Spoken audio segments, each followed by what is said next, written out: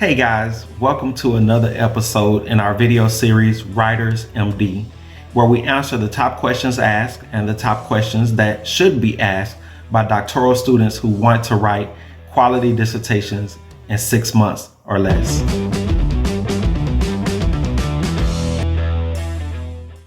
In today's video, I will be discussing the 9 steps to achieving time management in your dissertation.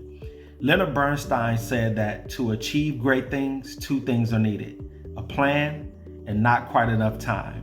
It's important that you keep this in mind while you're going through your dissertation process. It's also important that you have a plan, but that you also be prepared for obstacles to arise and for you to feel like you're quickly running out of time. This is exactly how every doctoral student before you has felt, and it is exactly how every doctoral student will feel after you too. So when I talk about time management, I am referring to having a specific plan for how you will spend your time on various activities. Because if you do this well, you will work more smartly and also manage your time more effectively, thus helping you to get more done in less time. Now, how does that sound? Having good time management skills will also help you in times when you are under a lot of pressure and times when you need to get things done more quickly. It can also help you to think about prioritizing the right tasks as those things that have to be done and those things that you want to get done. You can then break this down in order in which they need to be done first, next, and last. Not managing your time well will cause you a lot of unnecessary stress and panic. So be sure to follow this entire session and apply these strategies that I'm sharing with you today. One thing to also bear in mind is that good time management is not about being busy all the time. Just because you are busy doesn't mean that you are being efficient and effective in your work. For instance, if you are constantly hopping from one activity to another, you will generally get less done as your brain takes time to warm up and really get into what you're focusing on. It would be a far more effective approach for you to plan your time focusing on one thing at a time if you can. By having a solid approach to time management, you will ultimately reap the benefits such as increasing your productivity and being a whole lot less stressed. So, how do you manage your time well? Let's go through some of my top time management strategies. Strategy number 1, prioritize. When you have a long list of tasks to complete, look at that list and prioritize urgent tasks. Ask yourself which activity needs to be completed the soonest. If there are multiple activities, continue by asking yourself which is the most important to complete first, which comes next, how much time does this activity or these activities need, which of these must I do first, and which can I save until later. There are also probably some small, non-urgent tasks that need to be done but don't require as much brain power. And these are perfect for those times when your brain is just about to switch off and most of your focus is already gone. You probably want to keep a separate list of these and go through these tasks when you feel like you need a break. Strategy number 2, have a plan.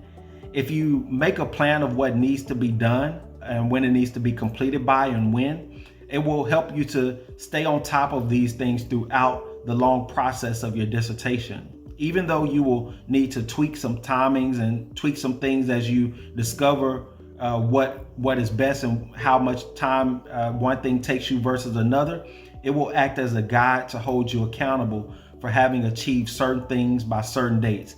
You can also use this plan to notice when you are starting to fall behind with things and rectify it before you become too far behind. To make your dissertation schedule, you could use a calendar, your phone, a diary, a timeline on your wall, anything that you find easy to use that you see regularly throughout your day, something that you can think about that helps you stay accountable. If you decide to use a timeline, try splitting your dissertation into chunks, perhaps based on the chapters, and identify which date you will complete each chapter by. And why not discuss this with your dissertation chair or supervisor? They are ultimately the experts, or they should be the experts of how a dissertation should work, and they'll give you a good idea or an estimate of how things could work in your timeline. If they ultimately understand what you're trying to do, they can ultimately be able to hold you accountable. Strategy number 3, get the time right. Another strategy to help you be more time effective during your dissertation process is to ensure that you are spending the right amount of time on each activity. People normally like to spend more time on the parts of something that they enjoy and less time on the things that they don't enjoy as much. But this won't work for a dissertation. You have to complete all of the parts well, and some of them may not be the things that you enjoy, and they're going to require a substantial amount of time and focus. If you don't give this time to focus to those things, then you will ultimately have a low quality product. Strategy number 4, get the time of day right.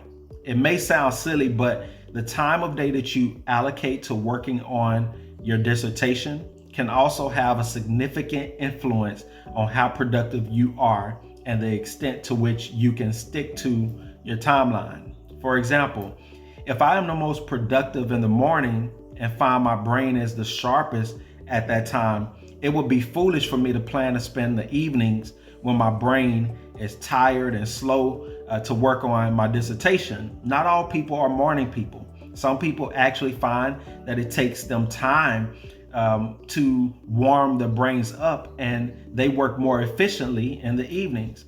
I'm not here to judge. Pick the time that works best for you, but make sure you get it right. Strategy number 5, plan your days off. This is key. This one might sound counterintuitive, but if you ultimately devote 7 days a week for 20 months to your dissertation, you are surely going to experience burnout, or end up hating the whole process and perhaps not even seeing it the whole way through. You have to look after yourself and your mind during this process. So as important as it is for you to plan your work days, it is just as important for you to plan your rest days. Why not try to stick to the working week? Plan in 5-8-hour days focus work, and then sit back and relax for the other 2 days, doing anything you want to relax your body and mind so you can return the following week feeling energized and refreshed. Strategy number 6, don't put off writing. Many dissertation students think that the writing aspect of the dissertation is lesser than the research aspect, and that the writing can quickly be done once the real work of research is done. This really isn't the case with your dissertation. Your dissertation is your entire project, both writing and researching. So one of the best strategies is to write your thoughts down as you go along, and that way you can think of the writing and the research as complementary pieces that work alongside each other. Strategy 7, accept writer's block as a real thing. Oftentimes we hear authors talking about having writer's block. It seems like this imaginary thing has been made up to excuse lazy days that authors don't want to write anything. But it's so much more than that, and it really is a real thing. It can also happen to the best of us, and if it happens to you, don't panic. You have a schedule, yes, but 1 or 2 days isn't going to ruin that. Sometimes the best thing for you to do is to accept that you have writer's block and leave your work for another day. Come back to it when you're feeling fresh and when you're ready to go at it again. In the case that this happens, it's worth putting some buffer time into your schedule. If you aim to get your dissertation completed a month before the submission deadline, you have some extra padding in your schedule in the event that you experience writer's block. Strategy 8, don't leave the references to the end. Throughout this process, I am probably going to repeat this advice multiple times. And that's because it's so vitally important to the success of your dissertation. So do not leave the reference list until the end. Instead, I recommend that you keep an up-to-date annotated bibliography as you go along. You probably already know what an annotated bibliography is. It's basically notes about the reference itself. Strategy number 9, go with the flow. This may sound against all the other advice that I've given, but to an extent, you do also need to go with the flow. For instance, if you suddenly stumble across article about a research methodology you think is very important to your project, you might want to jump ahead and work on this and come back to the part you are currently working on. Ultimately, it won't affect your timing. You're just shifting some things around. So there you have it, 9 strategies to help you manage your time more effectively as you go through your dissertation. Follow this advice and you will be sure to have a calmer and less stressed dissertation experience. If you enjoyed this information and would like to receive 20 free videos of the answers to the top problems that doctoral students usually face while writing a dissertation, along with a free copy of the webinar where I have given important tips and strategies that could help you write your dissertation in as little as 6 months, please visit www.writerser.com/free, and I also have provided that in the description below.